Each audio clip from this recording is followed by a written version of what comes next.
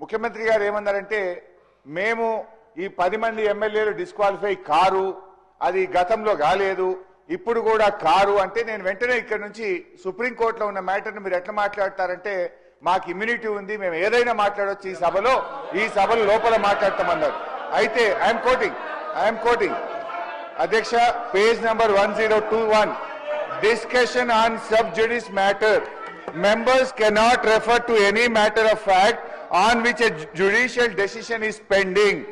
Ade vidhanga chapter 18, Parliament and Judiciary, as regards the relationship between the Parliament and the Judiciary, both are under constitutional obligations not to encroach each upon others' jurisdiction. In this respect, Article 121 provides that the conduct of a judge or a Supreme Court or High Court cannot be discussed in Parliament except upon a motion for presenting to the President praying for the removal of such judge. Judge గారి removal గురించి తప్ప supreme కోర్టులో గాని హైకోర్టులో pending ఉన్నటువంటి విషయాన్ని సభలో మాట్లాడకూడదు అని కౌల్ అండ్ షెక్దర్ లో చాలా స్పష్టంగా చెప్పడం జరిగింది. నేను అందువల్ల మీతో కోరుతున్నా, ముఖ్యమంత్రి గారు ఇవాళ సర్వోన్నత న్యాయస్థానం సుప్రీం కోర్టు యొక్క